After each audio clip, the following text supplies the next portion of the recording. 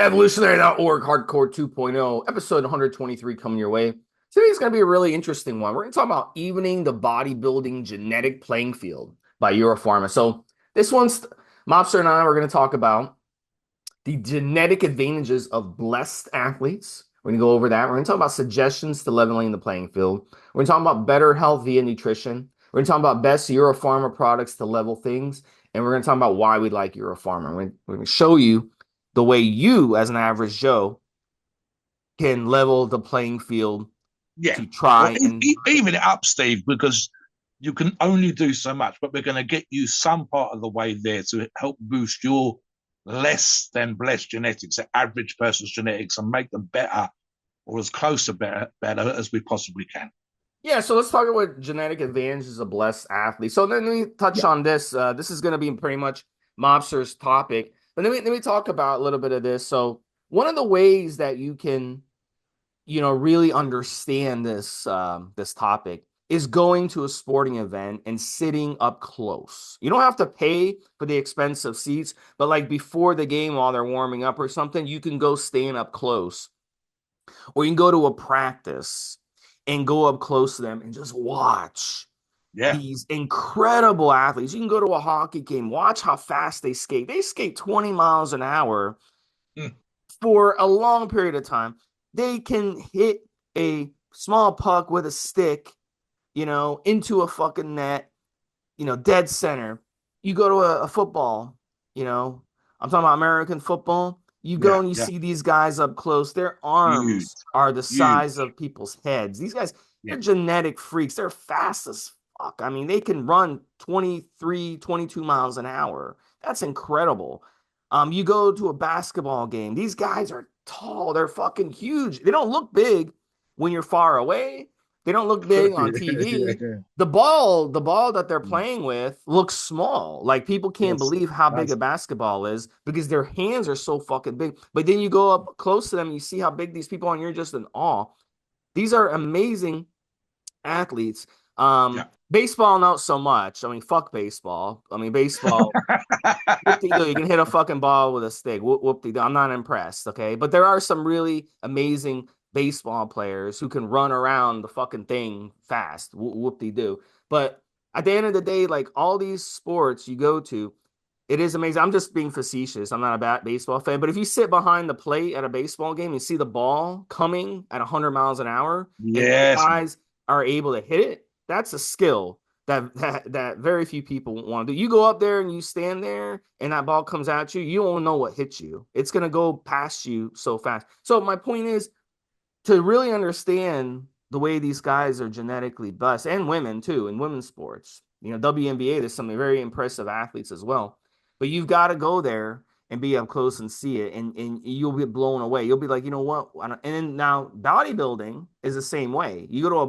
bodybuilding Yep. competition and you go up close and you see how huge these guys are. You go to an expo or you go to some place where, Mm. bodybuilders are, or you run into them at your gym, you see how genetically blessed they are. It will blow Yes. your mind how big they are. Mobster?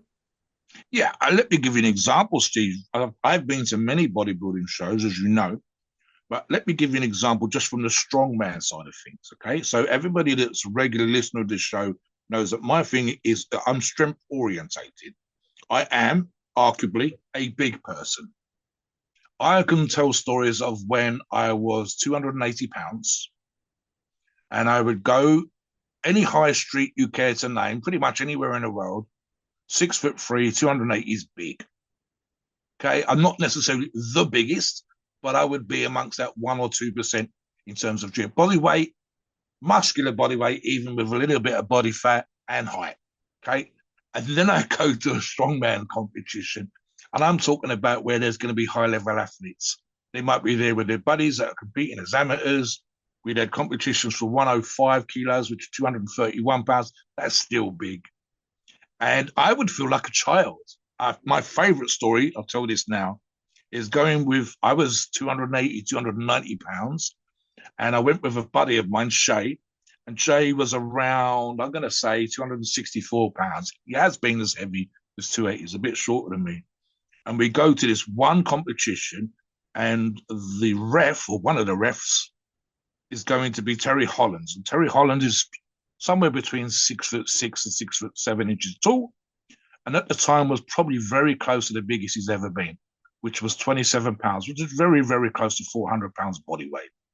Sorry, 27 stone or close to 400 pounds body weight. And Shay's not seen Terry at that time. You have seen him since in the flesh. You've seen photographs, you've seen videos, but everybody around Terry in those videos is a big motherfucker. Now you are 264 pounds with your 290 pounds buddy, me, and there's Terry outside the venue having a cigarette. He stopped smoking, thank fuck, not stunted his growth. And I think even Shay goes, Jesus Christ, Steve, look at the fucking size of that guy. Look how big Terry is. And that when we introduced, I know Terry from before, and it's mind blowing.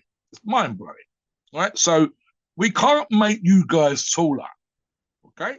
But we can make suggestions, and I hope that this turns into something of a series where we talk about if your average height, and this is the argument thing is actually when it comes to bodybuilding, average height's fine.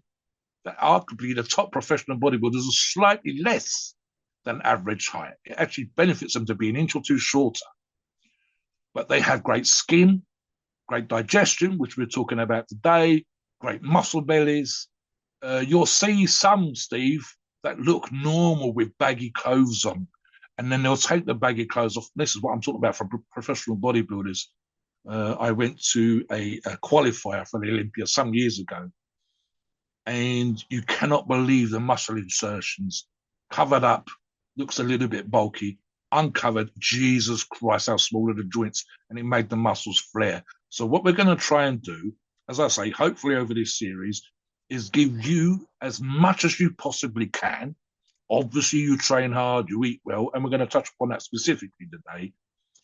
Ways and means to somehow compensate for your normal genetics. Now, listen, guys, I don't want to make that sound as almost a downer, because you will have almost certainly something about yourselves, whether that's aesthetics, whether you've always been lean, etc., etc. There might be something about each and every listener that might give them a certain particular advantage in bodybuilding, whether it's a strongman, whatever, specifically bodybuilding, which is the main focus of this podcast.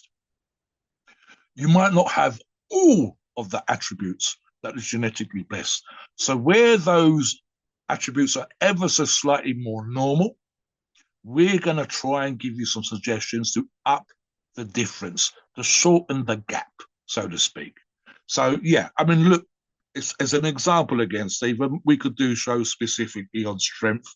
I'm hoping that we're going to do a show on training for your body type.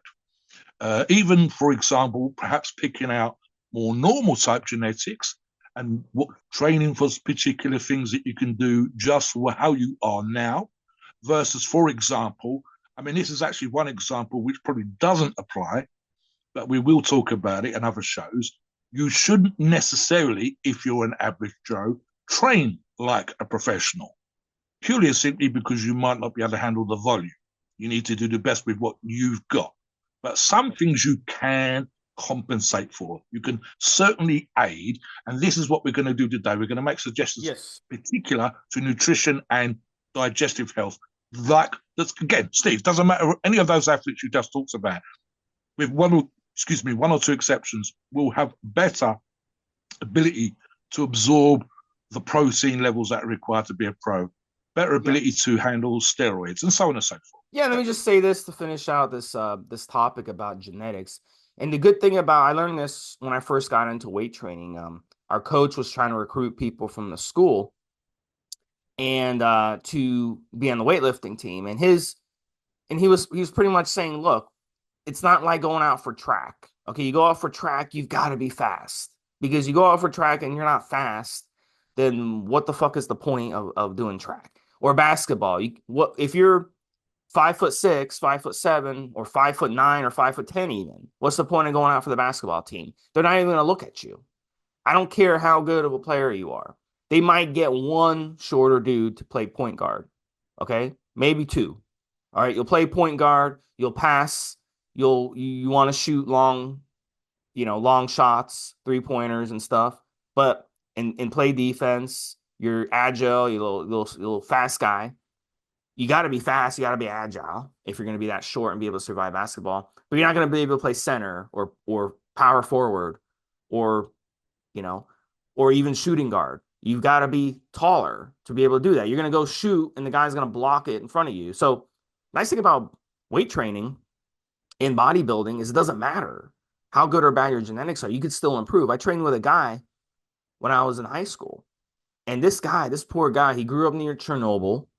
I think he was exposed to a lot of contamination growing up. The poor guy ended up getting cancer at a really young age.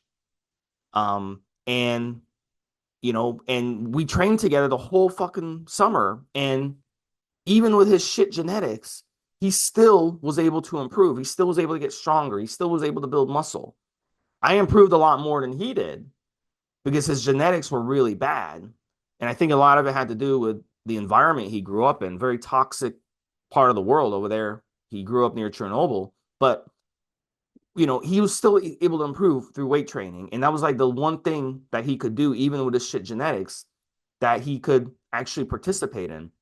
So that's a good thing about weight training. And that's why a lot of us get into weight training in the first place, is because you don't have to be the fastest dude or the tallest dude or the biggest dude to do it, to do weight training. Doesn't mean you're going to be successful at it. Doesn't mean you're going to be a professional bodybuilder or even go compete one day, but you could still do it. And that's why a lot of us gravitate to it, because it doesn't matter what you look like. It's by weight class. It's sort of like wrestling. Wrestling too is by weight class. So you're going to be competing against other people in your weight class. In other sports and other team sports, and even solo sports like tennis, there is no weight class.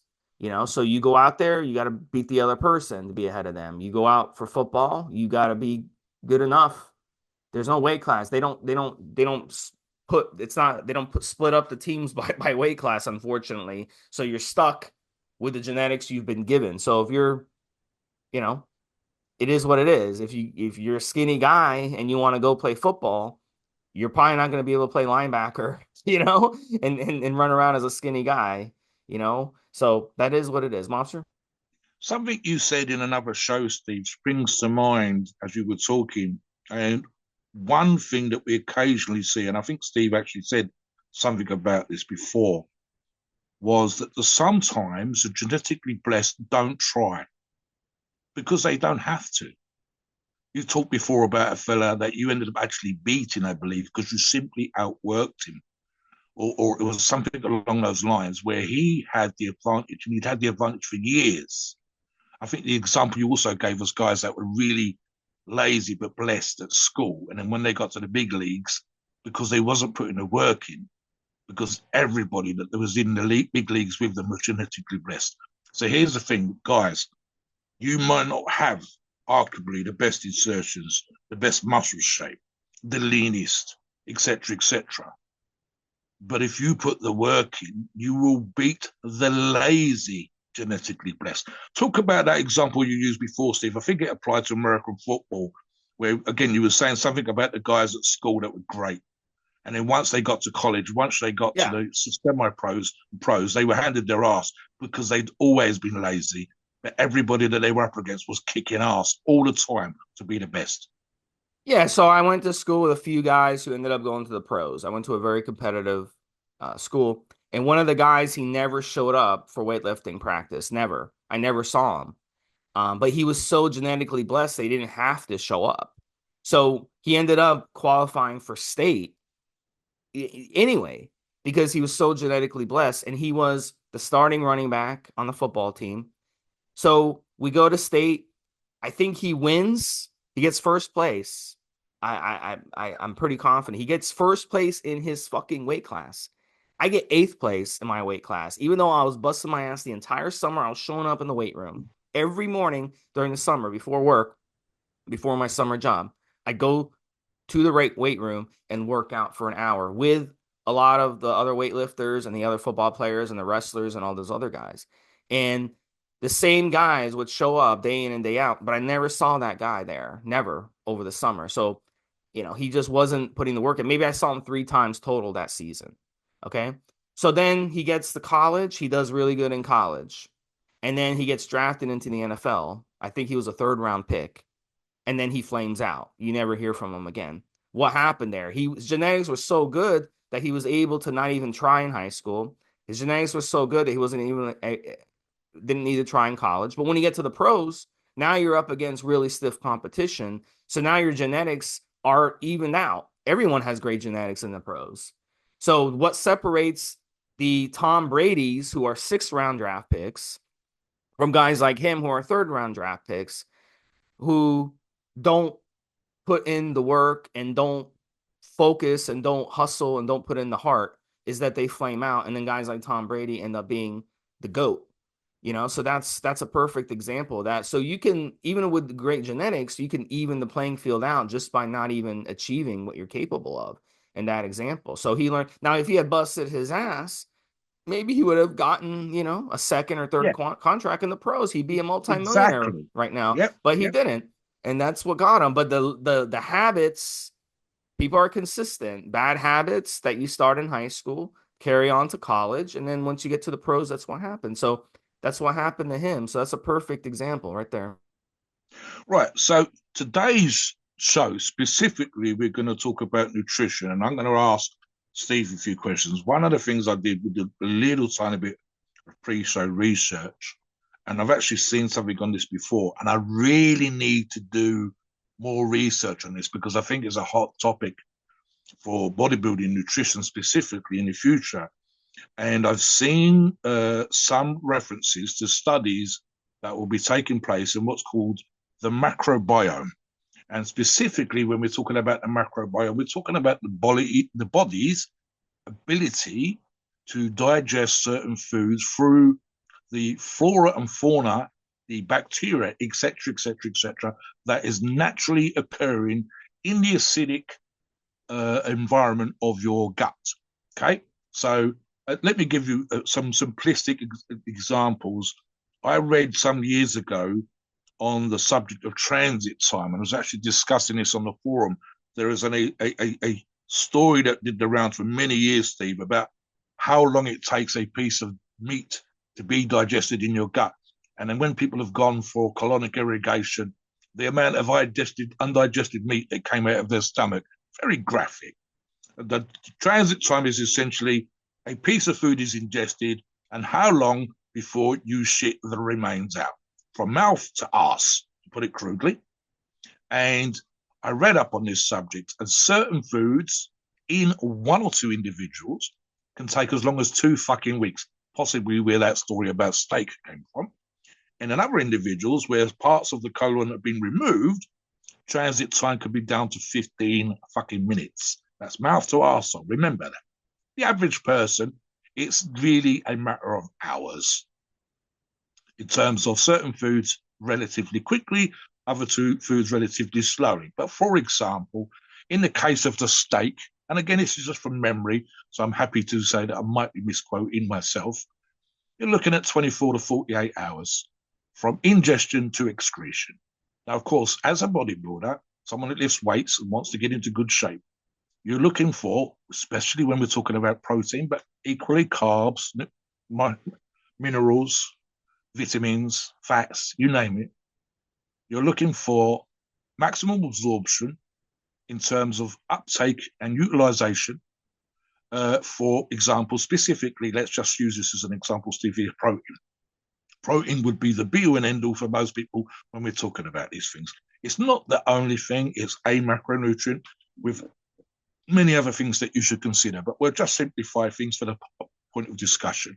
And we know that professional and less professional, amateur competing, and even the guys that go to the gym kind of obsess about the amount of protein they take. There's an argument to be made, Steve, especially if you're a regular nutritionist and not a sports nutritionist, that we might arguably eat an excess, i.e., too much for what our requirements actually are. And the issue then becomes that we're not literally absorbing as much of those things as we should. So we're going to talk about things that you can do. And we're going to go back and forth a little bit on this. But let me just finish this little bit before I get into the things that you can do. When I talk about, I've used this example on other shows, Steve, when I refer to Dr. Jackson. and I think we'll bring Steve in for this because it's a hot topic that you and I have discussed before. The relatively poor nutrition of the person in the high street versus the person in the gym, and the poor gut health, and the reasons why versus, and I used the Dexter Jackson analogy was that if it fits your macros, and Dexter Jackson saying arguably that I might well have at the time that he won the Mr. Olympia back in 2008 the best genetics for being in shape, if not necessarily uh, Mr. Olympia quality, but certainly being ripped all the time. And yet my diet has to be clean. My diet has to be healthy. And I will do the fish and rice. I will do the chicken and rice. I will do the healthy yams because every person that I'm competing against is eating those kinds of foods to try and beat me. And therefore, rather than rely on my genetics, which were excellent for being ripped, I still eat as healthy as I can. Talk about general nutrition for the average Joe, Steve, and even if it fits your macros. We will touch upon other facets that I'm going to bring you in for.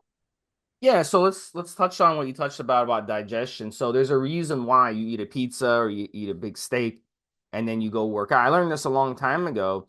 I had the bright idea to go eat a steak dinner. So I went to a restaurant. It was a decent restaurant. I ordered a steak dinner. I had steak, I had some broccoli, I had some rice, or I think maybe a sweet potato on the side, something like that. So it wasn't even that bad of a meal. But the problem was from there, I went to the gym and I had leg day. And I went and did leg day. And during my sets, it hit me. The call to nature hit me. So I was like, man, I got to go take a dump. So I go and take a dump, and it wasn't a very good dump. It was difficult. There was some diarrhea involved. My body could not handle the stress of eating a meal like that and then going and stressing it out more at the gym. So if you're doing that day in and day out before every workout and you're not having proper nutrition, okay, and you're stressing your body out and you're causing it to be more stressed out when you go work out, what do you think is going to happen? So, and it's just not pre-workout. It could be what you ate earlier in the day. Mobster brung up about digestion. Food, everything that you eat has to be broken down and processed by the body. So let's say you have a hard time digesting dairy, okay? Because dairy comes with something called lactose, which is the sugar. And if you don't have that enzyme to break down that sugar, what's going to happen is you're going to drink milk or you're going to have something that has dairy in it, and it's going to sit in your stomach and it's not going to be able to get digested. Bacteria is going to attack it, and you're going to get bloated. You're going to get gassy. You might get diarrhea. Something like Yeah. that's going to happen. So then you try going to work out later in the day, bloated and gassy, dehydrated from the diarrhea. It's not going to work out well for you. Well, what's funny is, Monster, is because we're so brainwashed in America, okay, by the food companies, and we're told, so what? This food is good for you. They spend all this money convincing us that this food or that food is good for us when it's not. And what ends up happening is you're not listening to your body and you're doing the same mistakes every single day. So not only are you eating pre-workout badly, but you're eating generally badly, and it's stressing your body out. It's preventing you from recovering properly. It's preventing you from getting in a good workout, and it's preventing you from sleeping properly. So you see, it's a domino effect. So having nutrition is a great way to even the playing field out, and it can, if you even if you have great genetics, any of these guys who have great genetics that you mentioned Dexter Jackson, any of these Yeah. guys, Yeah. you could have great genetics. If you're not eating properly, it's Mm. gonna wear you down. It's gonna cause you, and we see this. I brought up the football example earlier. There's been football players who they get into the NFL and they eat like shit. They eat Yes. McDonald's, they eat cereal, they eat sugar, they eat all this stuff. And they get away from they might get away from it because they have such good genetics, but eventually it catches up to them. And those are the players that fall off a cliff as they get older. Then you have someone like Tom Brady, who I bring up again. Okay. You guys must think I have a hard on from Tom Brady. Yeah. I No. don't. Yeah. Okay. Regulated. I hate the Patriots. I'm a Dolphin fan. I hate the fucking Patriots. But I gotta give credit where credit is due. And the guy, his diet is so on point that it was allowed him to continue to succeed. even as he got older, and he was able to age so slowly because of his diet, and he did a lot of fasting as well, and that helped him as well. So these are great tools that we can use. Derrick Henry, who, we have an evergreen podcast, but Derrick Henry, he's an older running back in the NFL. He's an older running back. You should watch his highlights, Mobster. I know you don't like sports, but you should No, watch his no, follow. highlights. Yeah, yeah, yeah. He's a beast, okay? Even at his age, and very rarely do running backs at his age continue to succeed in the NFL. Usually they break down after 30 because they get pounded too much. But one of the reasons he's been able to succeed is his nutrition. He doesn't eat anything until 5 o'clock every day. That's his first meal. It's 5 o'clock. And he does a lot of fasting.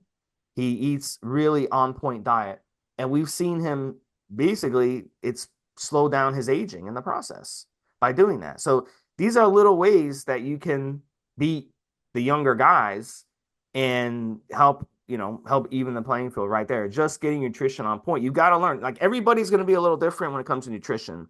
Some of you are genetically not going to be able to eat certain foods. Some of you Me. genetically are going to Yeah, have leaky gut or yeah, IBS or inflammatory diseases where you're not going to be able to consume things with garlic or onions or tomato paste, cooked yes. tomatoes, anything with a lot of acidity. You're not going to be able to digest it. So you got to avoid it, because if you consume it, you're going to have inflammation in the gut, and that's going to ruin your workouts, and that's going to set you back and stress your body out. So it's very, very important. Pre-workout meals are crucial, and pre-bed meals are crucial. So if you Mm. eat wrong before you go to sleep, your body is going to have to spend half the night stressing out over what you just put into it. So really a good tip would be not to eat anything within 2 hours of sleep. And and make sure you evacuate before bed. Okay, which means take a dump. One of my clients asked me, Steve, what do you mean by evacuate? I said, take a dump, get it out of your system, because your body, when it's sleeping, it wants to rest, it wants to recover, it doesn't Yeah, want to have to do you work. didn't mean run outside, Steve. Leave the house and go to the bomb shelter. No, it means take a shit. Steve, talk about the benefits specifically of fasting as a way of resetting gut health. So, Yeah. guys, right? We're So it's the training. only So it's let me just say this, Steve. yeah. Again, we're training. We're eating good nutrition, and sometimes we're eating a lot of good nutrition, especially on a bulk. So one of the things you can do is fast, and I bring in Steve now to reset the gut. I don't care if you eat the whole 6, 7, 8 meal a day Rich Piana thing with bodybuilding. I don't care if you eat 3 meals a day. I don't care how much protein you get every day. I don't care what you do. Okay. Even professional bodybuilders, Hadi Chupon, Big Ramy. Okay. Now they fast for religious reasons, but also for cultural reasons, because that's what they grew up doing. They know to do that. They fast once a month. It's called Ramadan. They fast from sunrise to sunset. So what they'll do, they'll have a big meal before sunrise and a big meal after sunset. So they're fasting for the period of time the sun is up. They can only eat when the sun is down. Again, religious and cultural reasons, but they also do it for health benefits. And the reason for this is when you fast, you're giving your digestive system a break.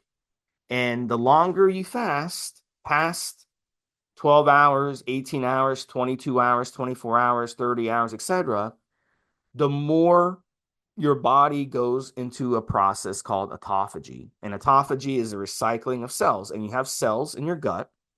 So let's say you've had years of gut issues or months of gut issues, whatever.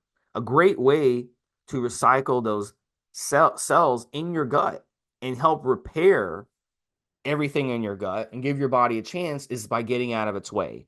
So not eating and essentially shutting down your digestive system, which will take about 24 to 30 hours. And you'll know you shut down your digestive system because when you break your fast, it's going to go right through you. You're going to have diarrhea because your digestive system is shut down. So it gets really, really messy. And I talk about that in my fasting log.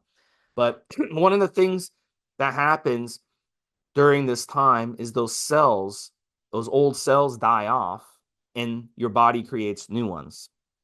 And you can get blood work done and actually see this happen because you'll see white blood cells drop. They'll be low during a fast. And a lot of people say, well, that's not good, Steve. White blood cells, that you need white blood cells. That's a bad sign. My doctor said that was bad.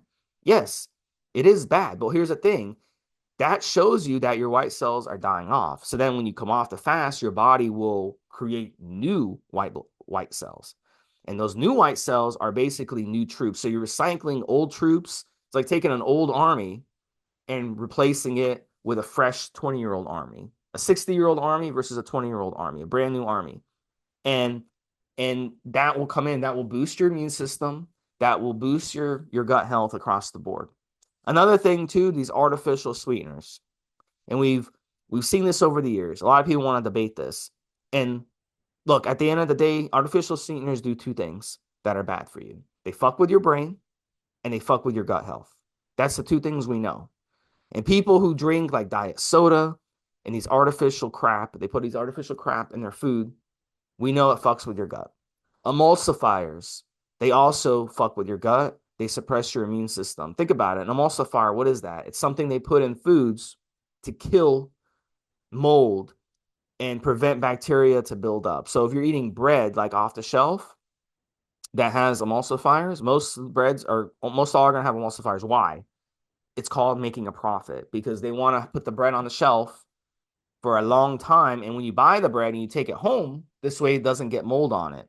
So if you're getting bread and you're putting it on your shelf for like 2 weeks and it doesn't have mold on it, you know they added stuff to it that doesn't belong in the body. Because think about it, if it's killing the mold and preventing the mold from growing and preventing bacteria from growing, what's it doing when you put in your body? It's doing the same Yes. thing. It's Yes. killing your bacteria when you go in your body. And we don't want to kill our good bacteria in our body, right? So that doesn't make any sense. So you've got to be aware of these processed foods, these packaged foods, and all this stuff. You put that in your body, it's just going to prevent you. And you can have the best genetics. It's gonna bring your genetics down. And if you have average genetics, it's gonna make your genetics even worse. So you've got to make these changes to your diet. Stick to good quality whole foods. Yep. Avoid the processed foods. Avoid the shit in the packages. There's an app called Yuka, Yuka. It's free to use, and I use this app, and you can scan products and actually see if they have any of this stuff in it, additives and emulsifiers and all this other stuff. And you'll find out that a lot of the stuff you're putting in your body, once you scan them, is really bad for you. And these are things you've got to avoid completely. You can't even put a little bit of that shit in our body. But think about it, our ancestors never consumed emulsifiers ever, or additives or artificials or any of this shit ever, ever, ever. So even if you consume that shit once a week, it's going to kill your ass to do that. So you got to, these certain things you have to avoid completely from your diet.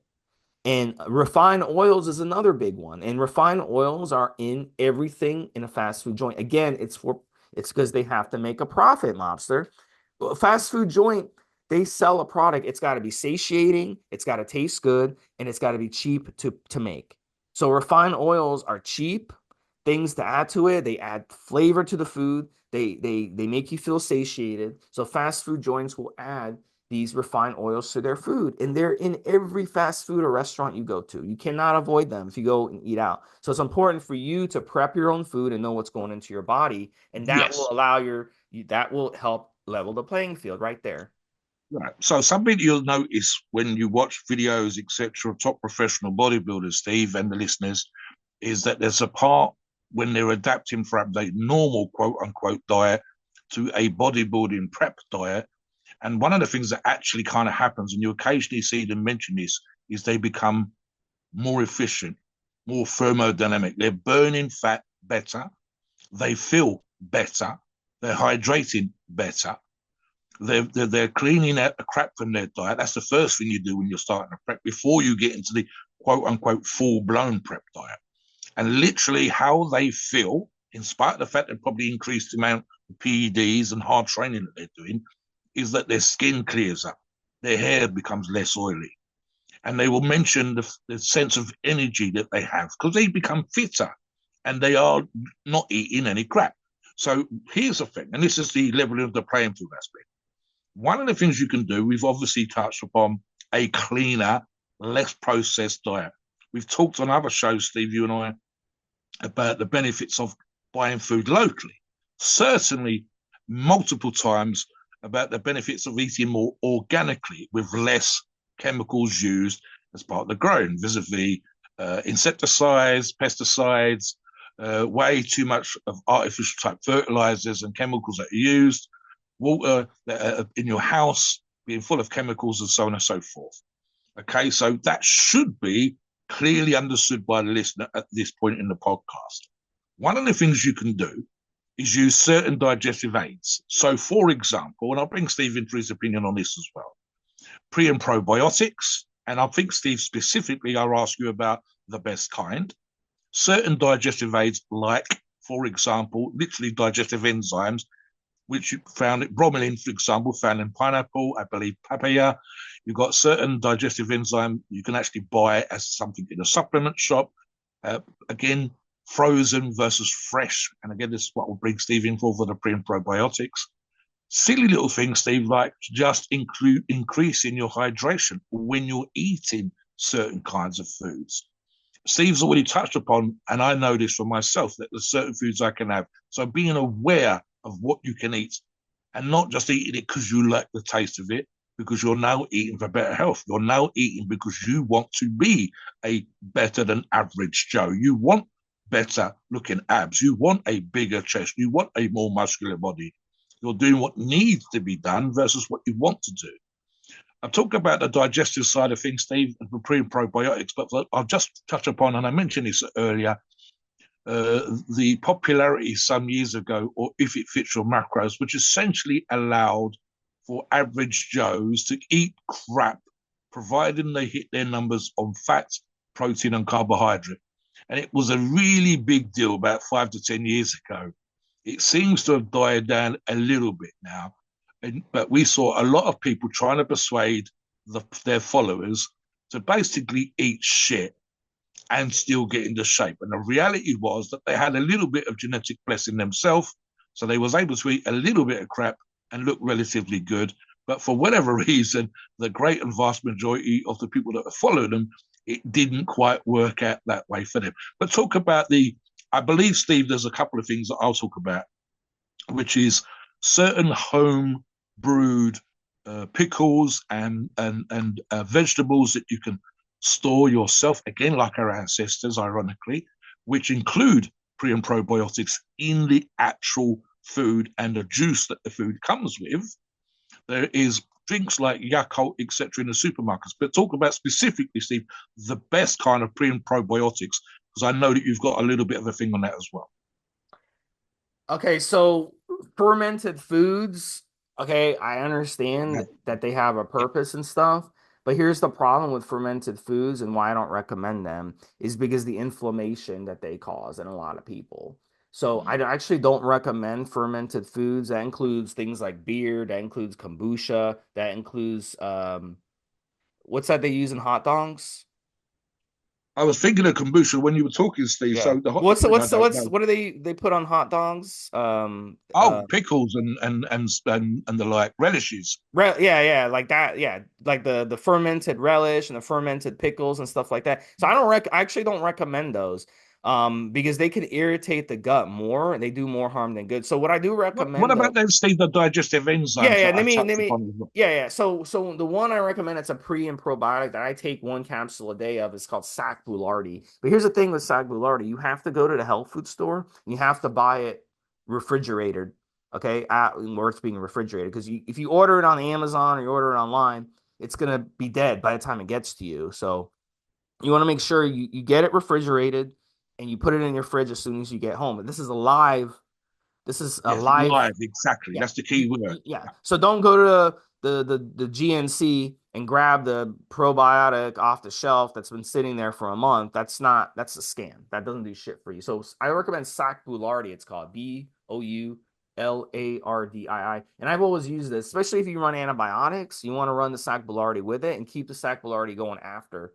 And then enzymes, there's something called Digest Gold. It's a good enzyme. You can take that before your meals. But here's the thing, if something's hard for you to digest, it makes more sense just to eliminate it out of your diet rather than having to take Exactly. an enzyme every time you eat a meal. So if you can't digest dairy, which most of you can, especially as you get older, 80% of adults over 50 can't digest dairy, can't digest Mm-hmm. lactose, then just eliminate it out of your diet.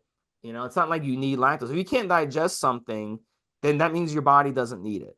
So there's no need to have it. Peas and beans are very, very good options. They're very healthy. But the problem is a lot of people can't digest them. You get gassy. So again, we go back to if you have peas and beans for lunch and then you're gassy the rest of the day and your workout's at 4 o'clock and you go to the gym and you're bloated and you're gassy the whole time, how does that help us? It doesn't. Even though beans and peas are fucking healthy as fuck, you're like, Steve, you're an idiot. Beans and peas are healthy. They're great for protein. They're Take great too for long to fiber. digest. Yes, yes. They're great carb options. Yes, they are. But if you can't digest them, then what's the fuck the point? You got to switch to something else. There are other good carbs like potatoes, and some people can't digest potatoes. Some people are allergic to potatoes. I dated a girl who was deathly allergic to potatoes. If she had a potato, she would break out in hives. So you've got to eliminate these things you're bad at. Now, when it comes to if it fits your macros, here's the thing that happened if it fits your macros. People started doing it and they would notice they'd feel like shit on it. Yes. So, they'd feel like absolute shit because you're eating these foods that are bad for you. And they go into your body and your body has to break them down and stress out over breaking them. So now you're stressing your body out 24/7. Again, how are you supposed to go work out and get in a good workout when your body's under stress? It doesn't make Yeah. any sense. So it makes sense to eat foods that are healthy for you and nutritious and easy to digest, et cetera, et cetera.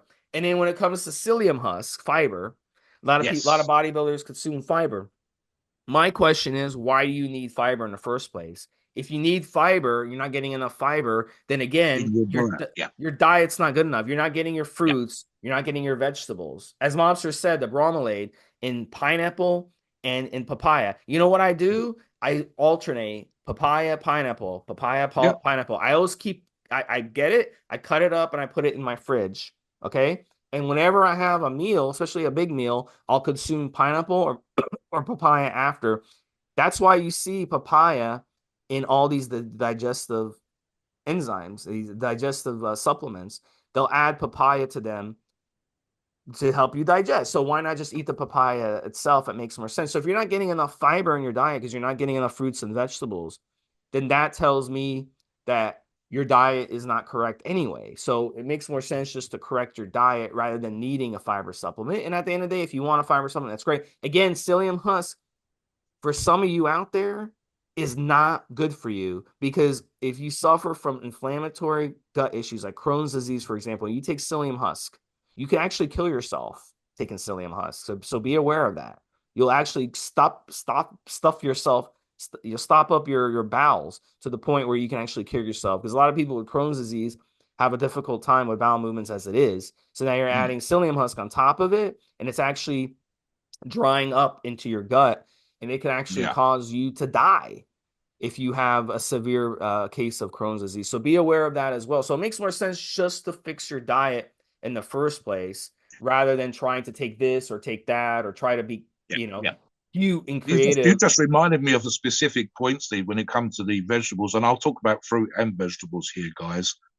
One of the things that we occasionally see with guys that are restricting their intake because of they're trying to get into shape is that we even talk about this. We say there's a lack of color in your diet. We actually mean fruit and vegetables. They'll put up a picture of their food, and there are no bright greens, oranges, or reds. It's just meat, rice, and maybe a simple bean or something. And you go, okay. Uh, I've seen certainly a rise here in the UK.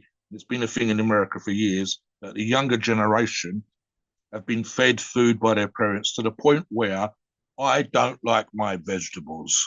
Mummy and daddy never made me eat my vegetables and specifically certain kinds of fruit. There was an extreme case here in the UK before we start talking about Euro Pharma and why we like Euro Pharma, where one person, he had a very extreme form of autism, Steve, and he was borderline, I believe, sorry, he actually became blind as a result of the fact he was only eating cheese and crisp. And his mum had actually asked the authorities, the medical, NHS, doctors, etc., for help. And because of his extreme autism, because he had mental health issues, and because mum was struggling, he was only eating two kinds of really, really crappy foods. And he lacked vitamin D, which causes rickets. And I think there was something else in there. So much There was almost no minerals going into his diet. He actually went blind, and he was pretty much an adult male at this particular point. You also had, to a lesser degree, we used to have rickets exist when I was a small child back in the early to mid 60s. And literally, this was a form where you would see adult men with bow legs. And you can Google this for the image, guys. Extreme examples will exist as Google images. And it was basically because of the lack of vitamin D. And again, this wasn't just sunlight, but it was also from vegetables. And we actually had a rise in the predisposition, where it looked like they were going to get rickets in children, I think in the 80s and 90s, Steve, and the early 2000s, because mummy and daddy had slapped so much sun factor, protection factor lotion onto their skin that they wasn't getting any vitamin D from the sun. They were eating restricted diets. They were eating far too much crisp and fries, etc. And they were being given food that they liked versus food that was good for them. So, guys, you are doing what you need to do to be more muscular, stronger, leaner, etc., versus eating the food that makes you feel good. The food, and I mean in a I liked how I felt after a cake, which is, of course, just a sugar high, or how you felt after loads and loads of carbs, same kind of thing, versus your actual health. And in this case, catching up with the top professional bodybuilders or the genetically blessed. It's super, super important that you think in terms of function, then how happy you are because you've had ice cream. And again, it's very short, sort of hitting your serotonin receptors and your feel good receptors in your brain. I will finish this particular segment, Steve, because I've talked about working for a company, a meat processing company that produced sausages, cold meats, etc., for large supermarkets here in the United Kingdom. It wasn't even the biggest company. We were like second or third, something like that. And I briefly, towards the end of my time there, worked with the food development team. And you were looking at mouthfeel, you were looking at texture. You was not necessarily looking at food quality. You were looking at produce a product to a price that the customer, i.e. the big supermarket, wanted. You wanted the product to look a certain way on the shelf by, for example, look like a butcher's made sausage versus being a butcher's made sausage. You wanted something in there that would be cheap ingredients instead of the more expensive ingredients that the butcher might use versus what you're using. So keep all these things in mind, guys. Come onto the forums and ask us about some of these aspects so we can give you more depth information and refer to references. One of the things that we can definitely do as we move on now, Steve, is we have greater access now through companies like Euro Pharmacies to the best steroids, which arguably level the playing field, even the playing field, more than any other time in history. So let's talk now, Steve, about some of the products that Euro Pharmacies produce that professionals would use and that you, the listener, can use. So let me start with this. Like, if you are able to combine proper nutrition, hard work, hours in the gym, and sleep, good sleep, and combine all these things together with the anabolic steroids, you're going to even the playing field a lot, even to the point where you'll end up being almost as good as your buddy who's got way superior genetics with you, or passing your buddy who has way superior genetics with you if he doesn't follow all these things. So that's a good thing about you using your pharmacy steroids. So a couple of these right off the bat that we can talk about is testosterone and HGH. And let me start with this. So if you've got low test levels, you're not going to be able to accomplish as much as you want from your weight training. So this is why people are turning to doing self-TRT from Euro Pharma to even the playing field. So if you've got a test level of 200 or 300 nanograms per deciliter, and you're able to go on self-TRT using the Euro Pharmacy's testosterone, and now you're able to get your numbers over 700, it's gonna make a big difference when it comes to building strength and building muscle and recovery and everything else in between. And then as you get even older, in your 50s and 60s, HGH drops off a cliff. And when you get the Euro Pharma HGH, it's affordable. You can actually afford to be on this stuff. And you can buy a kit and it'll last you 2 or 3 months if you just run like 1 or 1.5 IUs a day, which is a therapeutic dose.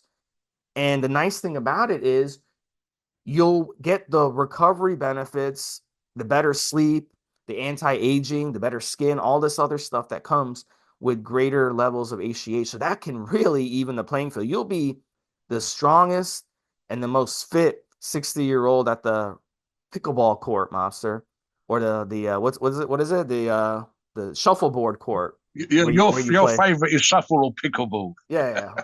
Mobster plays in the shuffleboard Yeah, yeah, that's senior right. group, and he'll be the best one at the shuffleboard doing that. In your dreams. But look, at the end Listen, of the guys. day, yeah, yeah. At the end of the Yeah. day, those are great options. So what else we got, Mobster? Go ahead. So I was thinking of two that I've combined, plus an additional one, which is great for your appetite. So you're going to be consuming more protein, more carbs, healthier fats. You're going to be making sure that your diet's on point. And sometimes, especially with guys, you're on a bulk. You're trying to add lean muscle tissue and get stronger. Two that I've used in combination, Steve, of course, is Euro Pharmacy's Deca and their Sustanon 250 products, both in the 10 and 15 ml vials while they last. And listen, Steve and I have talked about this before. If the underweight listener, never mind the mesomorphic, the underweight listener, the ones that struggle to put on weight, Steve and I have talked about, both of us, where we've used Deca and Sustanon from Euro Pharmacies. And I've used this phrase before, Steve, saying how I was thinking about the next meal as I was eating a meal. Normally, what should happen, the food that you're eating right now, the meal that you're having right now, should feel you satiate. It should make you feel full up. But when I was on Deca and Sus, this is back in the day, Steve, I was dreaming, thinking, considering what I was going to eat later on while I was having a meal that should satisfy me right now. So it definitely hit my appetite. Something I use, and I mentioned to Steve in the pre-show, and I use this on a regular basis from Europharmacies, is their SARM MK677, which in addition, bearing in mind what Steve just said, helps boost to a mild level your natural growth hormone, can do, especially if you use it in the morning versus using it at night time, like you would growth hormone in the same circumstances to help with sleep. If you use it in the morning, I had it initially, Steve. I don't have it on a regular, but lots of listeners would find use it in the morning at the recommended dosage, 20 milligrams, 20 to 25 milligrams a day, will make your appetite grow up. So if you struggle with appetite morning, if you don't have an issue with your appetite in the afternoon to evening, and then again, if it's more about sleep versus, and again, super important, of course, later in the day, evening versus you taking it in the morning. So in other words, if you're overweight, nighttime, if you're underweight, morning, keep it simple, guys. So those two right there, that's just in terms of your digestion. There are other products, Steve. I mean, look, talk about, you know more about this than I do. Talk about Europharmacy's Tren and how that helps with digestion in just terms of nutrient partitioning. Yeah, and Tren actually, yeah, Tren is one of those that you want to wait to use so you have more experience. But look, at the end of the day, talk about evening the playing field, Mobster. We've seen guys run Tren and Yes. completely change their physiques like beyond so Even much with so. even with poor diet, Steve. Yeah, and these guys you see on social media, you see their pictures on social media, and they look like average Joes. But then when they use Tren a year prior or 2 years prior, they look like professional bodybuilders. That's what Trend does. Trend turns you from an average Joe to looking like something you wouldn't believe. So whether you want to improve your strength, your size, your physique in general, Trend is the one that it's basically the one you want to eventually use. So with Trend, it's your first time using it. I would go with the Euro Pharmacies. I'd go with the Trend A's, 250, Yes. 250 milligrams a week. And then as you gain more experience, you can gradually start increasing the dose. They also have excellent bulking, cutting, or recomping orals. And things like D-Bol and Anavar and T-Bol and Winstrol are all great options that they have. And they have more orals than that. And then when it comes to mild injectables, if you want to go the mild route to even the playing field and do it more of a, take a more intermediate long-term approach to this, is Yeah. you keep the side effects lower. Equipoise and Primabol are really great options to go 12 weeks and do 500 milligrams a week of each. Yeah, let me just talk about Primo for a second here, Stephen. You can listen to other shows where we've discussed Primo in depth. One of the things we talked about was the use of Primo back in the day, in the golden age, in the 70s/80s. So we talked about Arnold Schwarzenegger and others, and we said, why was Primo prevalent? Well, one of the reasons was availability of other testosterones, i.e., there wasn't much about. And the main reason was, and this is a good reason for using it now, is retention of your hard-earned muscle tissue when you're doing a cut, especially for your younger listeners, the mini bulks, the mini cuts, etc. But this applies to other listeners as well. We're still talking about evening or leveling of the playing field here. So why is Primo still used? Because it helps you maintain the hard-earned muscle tissue that you got from eating clean, from training your ass off in the gym, and from and it keeps that muscle on while you lose the fat. What kind of dosages and how would you cycle Primo now, Steve? So 500 milligrams is the average dose. You can go a little bit less, 300, 400. You can go a little more, 600, 700 a week for 12 weeks. That would be a good way to use it. And you could throw in a little testosterone with it to give it a little bit of a kick. So there's different ways definitely to run it, but that works really good. And you could throw in an oral with it as well. Something like Anavar would be a really good stack. And the nice thing about Euro pharmacies, it used to be where you couldn't get Primo or Anavar. It'd Yes, be yes, either fake, underdosed, or it'd be so fucking expensive. But now your pharmacies is able to provide legitimate Anavar and Primo. And as we get into talking about your pharmacies, yeah, all their steroids are legitimate. All their steroids have certificates analysis. All their steroids have been vetted and tested. So you know yes. when you order from them, we're so blessed today to have this. This is what I was going to say. I was going to Back say when the I same thing. back Yeah. when I started, I would order Oh man. steroids and I didn't know if I was getting legitimate steroids. It was a Yeah. gamble. I could be poisoning myself. I could be putting mercury in my body. Who the fuck knows what What I could be what putting what on? does your supplier have? What's in his bag?